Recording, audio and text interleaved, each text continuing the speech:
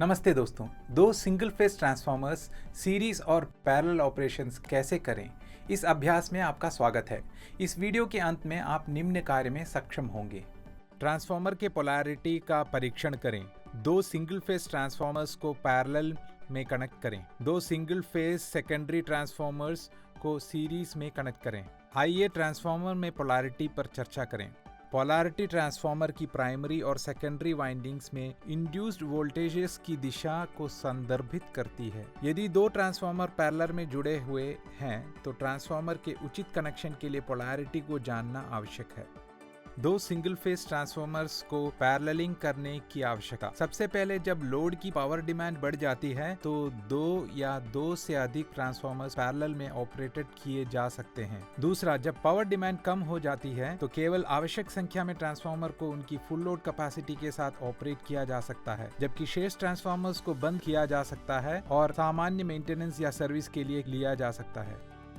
तीसरा, ट्रांसफॉर्मर्स की एफिशिएंसी और लाइफ बढ़ जाता है और नुकसान कम हो जाता है।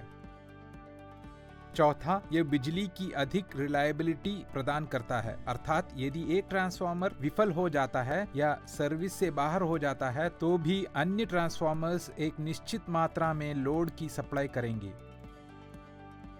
पांचवा, single phase large capacity transformers का निर्माण करना किफायती नहीं है। इस प्रकार दो या दो से अधिक इष्टतम क्षमता वाले ट्रांसफॉर्मर्स को पैरेलल ऑपरेटिंग करना अधिक किफायती है।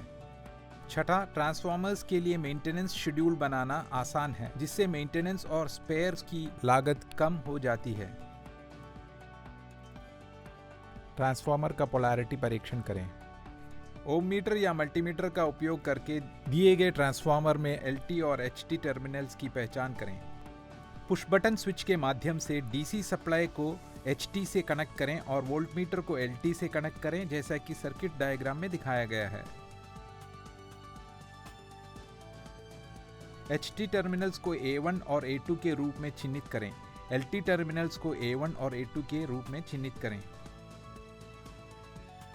पुश बटन स्विच दबाएं। LT पक्ष पर वोल्टमीटर के सूचक के डिफ्लेक्ट का निरीक्षण करें। यदि सूचक सही दिशा में डिफ्लेक्ट होता है तो टर्मिनल्स पर बने चिन्हों को बनाए रखें। LT टर्मिनल्स में जुड़े वोल्टमीटर कनेक्शंस को बदलें और यदि डिफ्लेक्शन विपरीत दिशा में है तो LT टर्मिनल्स पर बने मार्किंग को बदलें। अब पुश बटन स्विच को एक बार फिर से दबाएं और देखें कि वोल्टमीटर सही दिशा में डिफ्लेक्ट हुआ है या नहीं।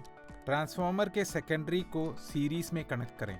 वोल्टेज जोड़ने के लिए दोनों ट्रांसफॉर्मर्स के सेकेंडरी की पोलैरिटियों को सीरीज कनेक्शन के समान ठीक से जोड़ा जाना चाहिए, अन्यथा आउटपुट वोल्टेज शून्य होगा। क्योंकि output voltage individual secondary voltage से दुगना है, इसीलिए सेकेंडरी वाइंडिंग्स के इंसुलेशन लेवल को सुनिश्चित करने के लिए सावधानी बरतनी चाहिए। दो ट्रांसफॉर्मर्स लें, ट्रांसफॉर्मर 1 और ट्रांसफॉर्मर 2, जिन्हें सीरीज में जोड़ा जाना है। ओम मीटर या मल्टीमीटर का उपयोग करके रेजिस्टेंस को मापकर LT और HT टर्मिनल्स की पहचान करें। दोनों ट्रांसफॉर्मर्स में पोलैरिटी की जांच करें और प्राइमरी तरफ A1 और A2 तथा सेकेंडरी तरफ A1 और A2 अंकित करें। सर्किट डायग्राम में दिखाए अनुसार दोनों ट्रांसफॉर्मर्स, ट्रांसफॉर्मर 1 और ट्रांसफॉर्मर 2 के प्राइमरी को इनपुट सप्लाई से कनेक्ट करें। सेकेंडरी ट्रांसफॉर्मर 1 के A2 टर्मिनल्स को सेकेंडरी ट्रांसफॉर्मर 2 के A1 टर्मिनल्स के साथ सीरीज में कनेक्ट करें, जैसा कि दिखाया गया है। सीरीज कनेक्टेड ट्रांसफॉर्मर का आउटपुट वोल्टेज क्रमशः ट्रांसफॉर्मर 1 और ट्रांसफॉर्मर 2 के A1 और A2 टर्मिनल्स पर मापा जाता है। एक सीरीज सर्किट में करंट रेटिंग समान रहेगा और वोल्टेज एडिटिव है। वोल्टमीटर का उपयोग करके मापा गया आउटपुट वोल्टेज 230 वोल्ट्स दिखाता है, क्योंकि दोनों सेकेंडरी सर्किट में 115 वोल्ट्स हैं। स्विचेस S1, S2 और S3 बंद करें।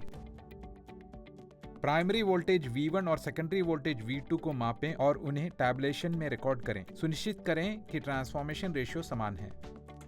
S3, S2 और S1 खोलकर ट्रांसफॉर्मर्स को डिस्कनेक्ट करें। ट्रांसफॉर्मर को पैरेलल में कनेक्ट करें। दो सिंगल ट्रांसफॉर्मर्स को पैरेलल में जोड़ने की शर्तें। वोल्टेज अनुपात समान होना चाहिए, इनपुट वोल्टेज समान होना चाहिए, प्रति यूनिट इम्पीडेंस समान होना चाहिए। दोनों ट्रांसफॉर्मर्स की समान पोलैरिटी। दोनों ट्रांसफॉर्मर 1 और 2 के नेम प्लेट विवरण को टैबुलेशन में पढ़ें और रिकॉर्ड करें। दिए गए दो ट्रांसफॉर्मर्स की पोलैरिटी निर्धारित करें। डायग्राम के अनुसार स्विच ट्रांसफॉर्मर्स और मीटर को कनेक्ट करें। ट्रांसफॉर्मर्स TR1 और TR2 के A1 और A2 प्राइमरी पक्षों को क्रमशः स्विचेस S2 और S3 के माध्यम से 240 वोल्ट्स 50 हर्ट्ज AC सप्लाई से कनेक्ट करें और दोनों ट्रांसफॉर्मर्स TR1 और TR2 के A1 और A2 सेकेंडरी पक्षों को आउटपुट टर्मिनल से कनेक्ट करें। सारे स्विचेस खुले रखें। सुनिश्चित करें कि ट्रांसफॉर्मर्स पैरेलल कनेक्शन के लिए समान हैं। स्विचेस S1, S2 को बंद करके ट्रांसफॉर्मर TR1 को बस बार से कनेक्ट करें। प्राइमरी वोल्टेज V1 को मापें और इसे टैबुलेशन में रिकॉर्ड करें।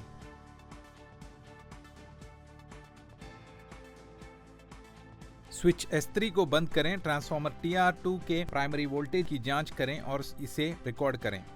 स्विचेस S4, S5 को बंद करें। सेकेंडरी बस बार वोल्टेज को मापें और इसे रिकॉर्ड करें। एक पैरेलल सर्किट में करंट रेटिंग एडिटिव होती है और वोल्टेज समान रहते हैं। वोल्टमीटर का उपयोग करके मापा गया वोल्टेज 115 वोल्ट दिखाता है क्योंकि दोनों सेकेंडरी सर्किट में 115 वोल्ट्स हैं।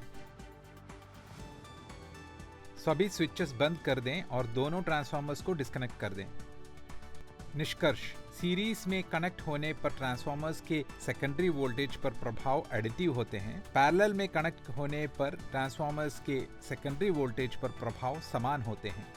मुझे उम्मीद है इस वीडियो को देखने के बाद आप ऐसा कर पाएंगे। ट्रांसफॉर्मर के पोलैरिटी का परीक्षण करें। दो सिंगल फेज ट्रांसफॉर्मर्स को पैरेलल में कनेक्ट करें। दो सिंगल फेज सेकेंडरी ट्रांसफॉर्मर्स को सीरीज में कनेक्ट करें। यहाँ दो सिंगल फेज ट्रांसफॉर्मर्स की सीरीज और पैरेलल ऑपरेशंस कैसे करें अभ्यास समाप्त होता है। धन्यवाद। अगले अभ्यास में मिलते हैं।